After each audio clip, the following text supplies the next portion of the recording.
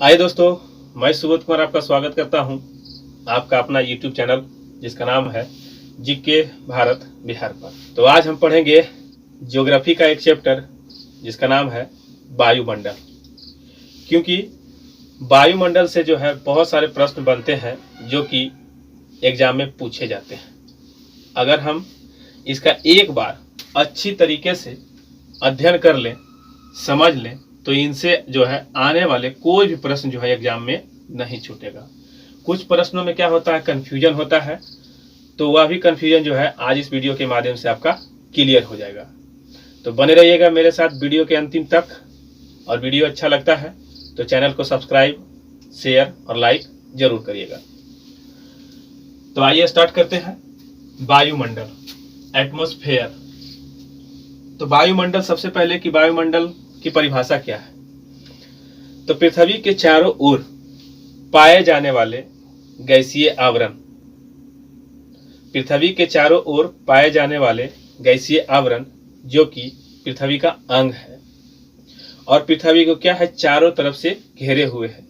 तो इन्हीं गैसीय आवरण को जो है वायुमंडल कहा जाता है। क्लियर। अब जो है वायुमंडल से प्रश्न निकलना क्या हुआ, स्टार्ट हो जाता है। क्योंकि वायुमंडल का जो पहला प्रश्न है कि वायुमंडल को जो है दो परतों में बांटा गया है अध्ययन करने के लिए। एक तो है ऊपरी परत और दूसरा है निचली परत। तो उन्हें क्या कहा जाता है। तो वायुमंडल के जो है ऊपरी परत के अध्ययन को कहा जाता है एरोलॉजी और वायुमंडल के निचली परत के अध्ययन को कहा जाता है मेटेरोलॉजी।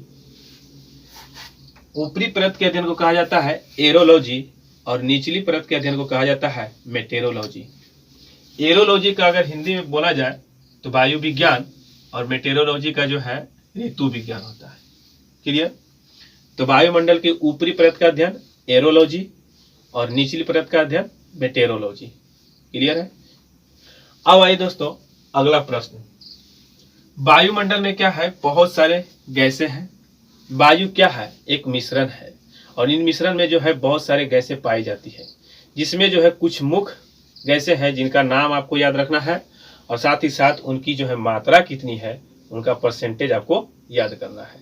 क्योंकि डायरेक्टली जो है प्रश्न इससे पूछे जाते हैं। तो है नाइट्रोजन, ऑक्सीजन, आर्गन और CO2। तो नाइट्रोजन की स्थिति अगर देखी जाए कि वायुमंडल में कितना प्रतिशत है, तो 78.8%। 78.8%, या फिर आप इसे डायरेक्ट ऑप्शन में आपको मिलेगा 78%। ठीक है। ऑक्सीजन की अगर मात्रा पूछी जाए तो 20.93%, या फिर आपको ऑप्शन में मिलेगा 21%। क्लियर। आर्गन की मात्रा अगर पूछा जाए तब आंसर लगाना है दोस्तों 0.93%, और CO2 की अगर मात्रा पूछी जाए तब लगाना है 0.03%। क्लियर। नाइट्रोजन की मात्रा 78%, ऑक्सीजन की मात्रा 21%, आर्गन की मात्रा तो 0.93%, और CO2 की मात्रा अगर पूछ ली जाए तब आंसर लगाना है 0.03%। क्लियर। अब क्या होता है दोस्तों कि CO2 में जो होता है कंफ्यूजन हो जाता है, क्योंकि CO2 की जो मात्रा है 0.003 भी लिख देगा ऑप्शन में, या फिर 0.0003 लिख सकता है। तो यह कंफ्यूजन जो है किस तरीके से क्लियर कर सकते हैं, बहुत ही सिंपल है। जैसे आप यहाँ पर जो CO2 लिखा हुआ है इसे आप 0 समझिए। ठीक है। इस O2 को, अर्थात ये O को क्या समझना है, 0 समझना है। अब यहाँ पर जो दर्शाया जा रहा है कि O की जो है कितनी मात्रा है, तो 2 है। O की मात्रा कितनी है, 2 है। तो ऑप्शन में आपको यही ध्यान रखना होगा कि CO2 की मात्रा जो है, जो ऑप्शन में है उसमें भी क्या है, 2 ही 0 है। क्लियर। 1 दशमलव के पहले और 1 दशमलव के बाद। तो यहां से क्या होगा, इसका कंफ्यूजन क्लियर हो जाएगा। क्लियर। तो CO2 हो गया दोस्तों। अब क्या है, इन गैसों से जुड़े कुछ और भी प्रश्न देख लेते हैं। जैसे नाइट्रोजन क्या है, वायुमंडल में सर्वाधिक मात्रा में है। अर्थात पृथ्वी पर जो है दबाव बनाने का सबसे मुख्य भूमिका कौन सा गैस निभाता है? तो नाइट्रोजन निभाता है। क्लियर? नाइट्रोजन ऐसा गैस है जो कि रंगहीन है, गंधहीन है, स्वादहीन है। साथ ही साथ इससे एक और फायदा होता है दोस्तों, जो कि आग जो जलता है उसे जलने की क्रिया को क्या करता है? धीमा करता है। क्लियर? लेकिन एक और प्रश्न पूछे जाते हैं कि पौधे जो है नाइट्रोजन को किस रूप में ग्रहण करते हैं? तो नाइट्रेट के रूप में। क्लियर? ऑक्सीजन से क्या प्रश्न बनते हैं? तो ऑक्सीजन क्या है दोस्तों? जीवनदायिनी है, लेकिन ऑक्सीजन जो है आग लगाने का काम करता है। अर्थात अगर ऑक्सीजन की अनुपस्थिति हो तो आग नहीं जल सकता। क्लियर है? अगला जो क्वेश्चन बनेगा कि पृथ्वी की सतह से जो है कितनी ऊंचाई तक जो है ऑक्सीजन की मात्रा मौजूद है? तब आंसर लगाना है दोस्तों लगभग में 64 किलोमीटर तक। अर्थात पृथ्वी की सतह से जो है 64 किलोमीटर की ऊंचाई तक जो है ऑक्सीजन की मात्रा मौजूद है। क्लियर? आर्गन से क्या प्रश्न बनता है कि वायुमंडल में पाए जाने वाली अक्रिय गैस जो कि अधिक मात्रा में कौन सा है? तो वह आंसर लगाना है दोस्तों आर्गन है। लेकिन अक्रिय गैस से ही जो एक और प्रश्न पूछे जाते हैं कि वायुमंडल में जो है कौन सा अक्रिय गैस नहीं पाया जाता है? तब आंसर लगाना है रेडॉन। क्लियर? और CO2 गैस जो क्या है दोस्तों? यह सबसे भारी गैस है, इसलिए सबसे निचली परत क्षोभ मंडल में पाया जाता है। जो भारी है वह सबसे नीचे अर्थात CO2, और जो सबसे हल्का है अर्थात हाइड्रोजन हीलियम वह क्या है? सबसे ऊपर है। क्लियर है? अब क्या है कि वायुमंडल के परतों को जो है 5 परतों में डिवाइड किया गया है। कितने परत? 5 परत। तो इन परतों से है जो प्रश्न पूछे जाते हैं कि आप जो है इसको सही तरीके से सजाइए। इस तरीके से प्रश्न पूछे जाते हैं। तो सबसे पहले आपको है इसको क्रम वाइज नाम याद रखना है। जैसे सबसे पहले पृथ्वी की सतह के सबसे नजदीक का अगर मंडल पूछा जाए, यानी परत पूछा जाए वायुमंडल का, तब आंसर क्या लगाना है? क्षोभ मंडल। उसके ऊपर पूछा जाए तो संताप मंडल, उसके ऊपर मध्य मंडल, उसके ऊपर आयन मंडल, और सबसे अंतिम बाह्य मंडल। क्लियर? तो सबसे पहले क्षोभ मंडल, उसके ऊपर समताप, उसके ऊपर मध्य, उसके ऊपर आयन, और सबसे अंतिम में बाह्य मंडल। क्लियर है? आप इसे दो दो बांट करके भी याद कर सकते हैं दोस्तों। जिस तरीके से अगर मध्य मंडल को याद रख ले कि मध्य मंडल क्या है? बीच में है, और 2 उसके नीचे है और 2 उसके ऊपर है। मध्य मंडल के 2 नीचे कौन? क्षोभ मंडल और संताप मंडल, और मध्य मंडल के 2 ऊपर कौन? तो आयन मंडल और बाह्य मंडल। क्लियर है? अब इसका जो है अंग्रेजी नाम भी पूछ लिया जाता है। जैसे क्षोभ मंडल को क्या कहा जाता है? ट्रोपोस्फीयर। सिर्फ यही एक अल्टर है जिसे आपको याद करना पड़ेगा कि क्षोभ मंडल को जो अंग्रेजी में क्या कहा जाता है? ट्रोपोस्फीयर। अब बाकी जितना 4 बच रहा है वह जो है शब्दों से ही किस मंडल का है यह जो आप पकड़ सकते हैं। जैसे समताप मंडल स्ट्रेटोस्फीयर, मध्य मंडल मेसोस्फीयर, आयन मंडल आयनोस्फीयर, बाह्य मंडल एक्सोस्फीयर। क्लियर है? तो नाम से ही जो है आप पकड़ सकते हैं क्षोभ मंडल को, सिर्फ अगर आप याद कर लेते हैं ट्रोपोस्फीयर। अब क्या है कि अगला जो प्रश्न पूछा जाता है इसकी ऊंचाई से कि कितना किलोमीटर तक जो है इसकी स्थिति है मौजूद है। क्लियर? तो क्षोभ मंडल से जो है 3 तरीके से ऊंचाई पूछी जाती है क्षोभ मंडल का। एक तो पूछेगा ध्रुवों से, फिर पूछेगा विषुवत रेखा पर, और तीसरा पूछेगा इसकी औसत ऊंचाई। तो ध्रुवों पर अगर इसकी ऊंचाई देखी जाए तो कितना किलोमीटर है? 8 किलोमीटर। अगर विषुवत रेखा पर इसकी ऊंचाई देखी जाए तो कितना किलोमीटर है?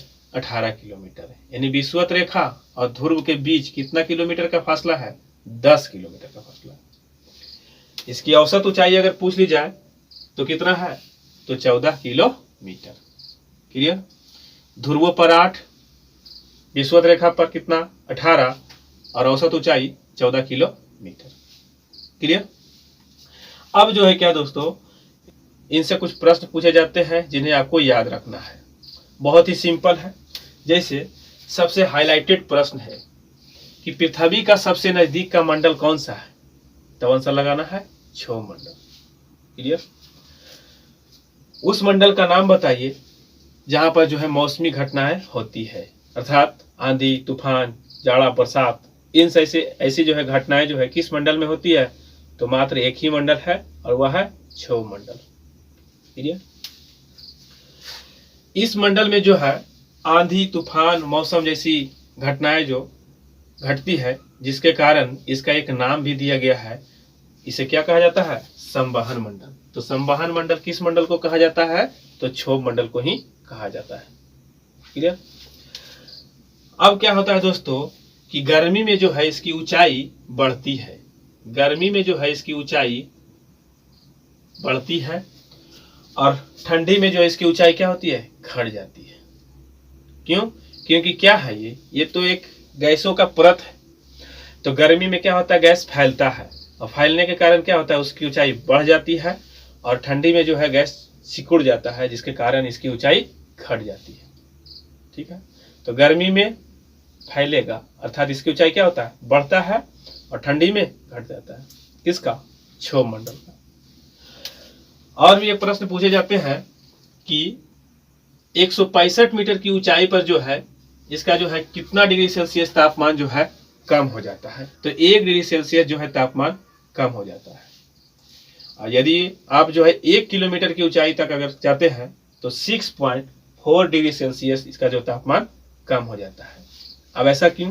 क्योंकि कार्बन डाइऑक्साइड की मात्रा सबसे ज्यादा, जो भारी गैस है वो कार्बन डाइऑक्साइड इसी परत में है, और जिस तरीके से आप ऊंचाई पे जाएंगे तो इसकी मात्रा क्या हो जाएगी, कमती जाएगी, जिसके कारण जो है तापमान में गिरावट हो जाता है। तो दोनों आपको याद रखना पड़ेगा। 165 मीटर की ऊंचाई पे जाते हैं तो 1 डिग्री सेल्सियस की तापमान की कमी हो जाती है, अगर 1 किलोमीटर की ऊंचाई पे जाते हैं तो 6.4 डिग्री सेल्सियस तापमान कम हो जाता है। तो इससे जो है 6-7 पॉइंट है।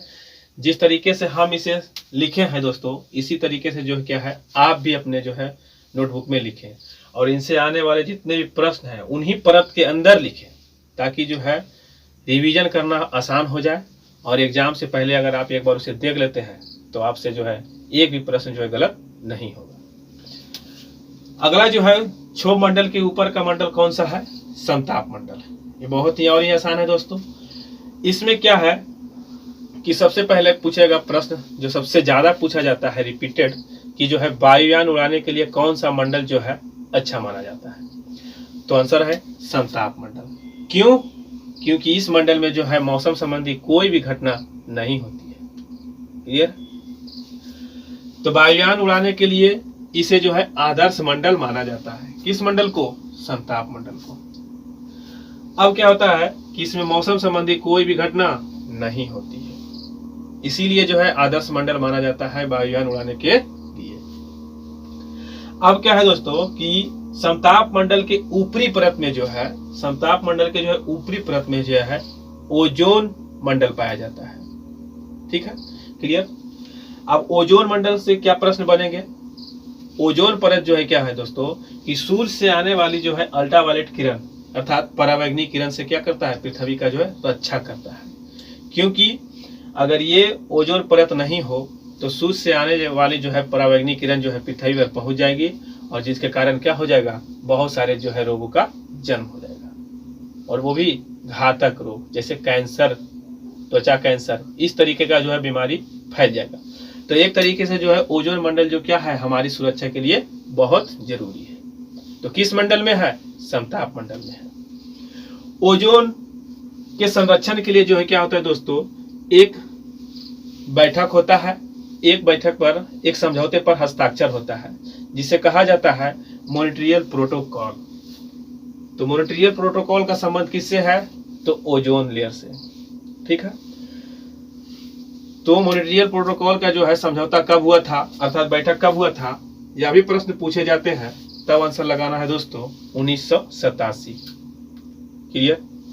यह हुआ मॉन्ट्रियल प्रोटोकॉल। एक पूछा जाता है क्योटो प्रोटोकॉल, वह जो संबंधित है ग्लोबल वार्मिंग से, और यह जो संबंधित है ओजोन से। ठीक। ओजोन परत में क्या है दोस्तों, छिद्र हो रहा है, यह भी प्रश्न पूछा जाता है। छिद्र होने का मतलब क्या है कि ओजोन जो लेयर है उसकी क्या है, मोटाई में पतली हो रही है, जिसे छिद्र कहा जाता है। ऐसा जो है अंटार्कटिका के ऊपर देखा गया है। ठीक है, छिद्र का मतलब क्या है कि लेयर का पतला होना।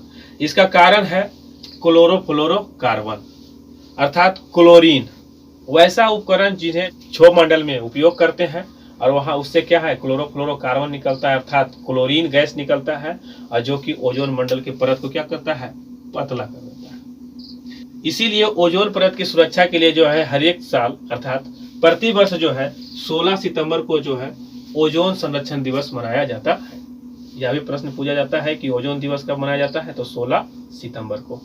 इसको किस तरीके से याद रखते हैं दोस्तों, 16 अर्थात समझिए कि सूर्य से आने वाला 16 उससे क्या करता है, रक्षा करता है।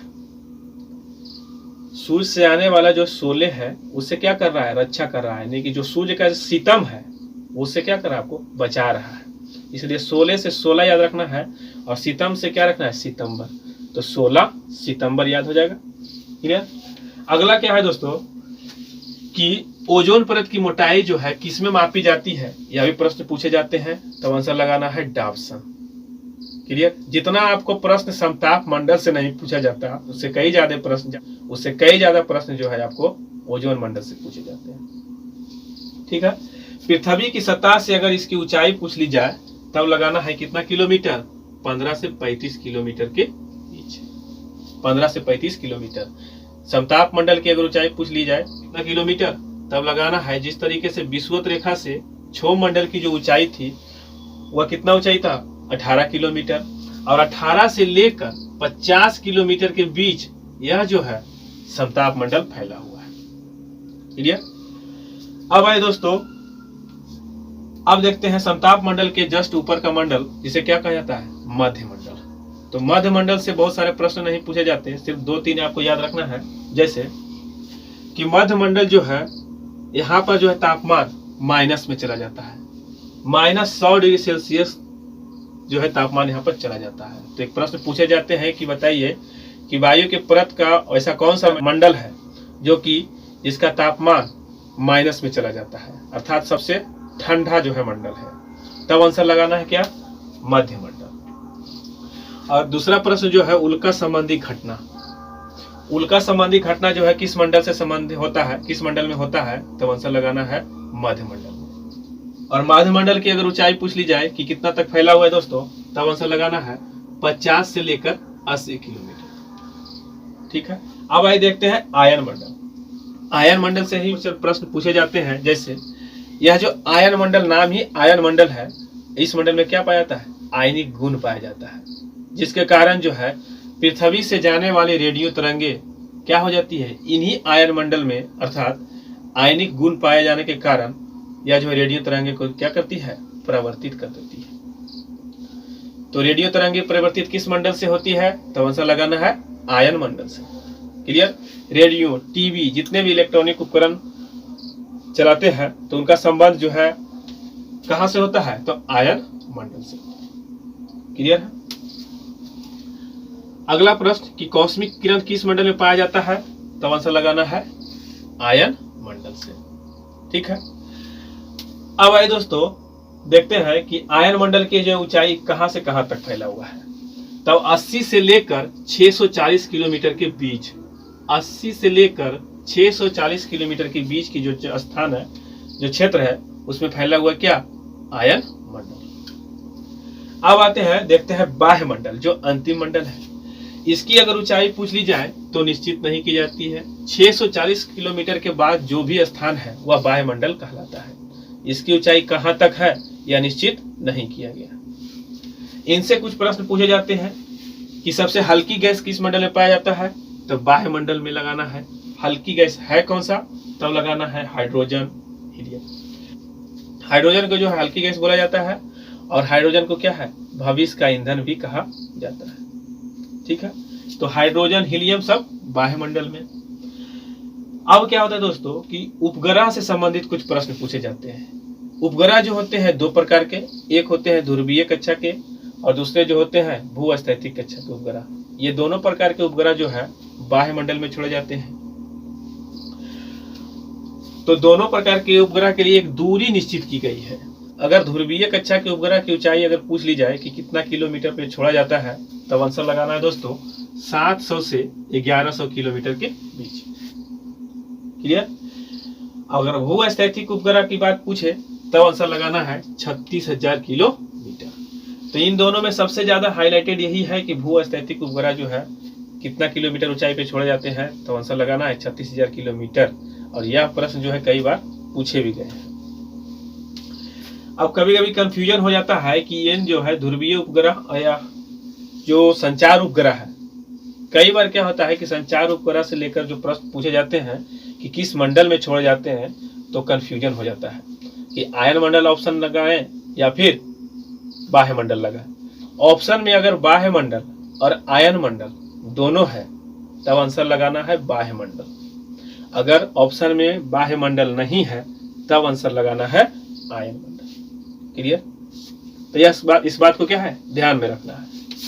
अब आइए दोस्तों कुछ और प्रश्न देख लेते हैं। जैसे अगर पूछा जाए कि पृथ्वी पर सबसे उच्चतम तापक्रम कहां पर रिकॉर्ड किए जाते हैं, पृथ्वी पर जो है सबसे उच्चतम तापक्रम जो है कहां पर रिकॉर्ड किए जाते हैं, तब आंसर लगाना है 20 डिग्री उत्तरी अक्षांश में। 20 डिग्री उत्तरी अक्षांश में। तो ठीक है दोस्तों, आइए एक बार इसको जो है रिवीजन कर लेते हैं। सबसे नीचे कौन? क्षोभ मंडल, उसके ऊपर समताप मंडल, उसके ऊपर मध्य मंडल, उसके ऊपर आयन मंडल और उसके ऊपर बाह्य मंडल। 18, 50, 80, 640।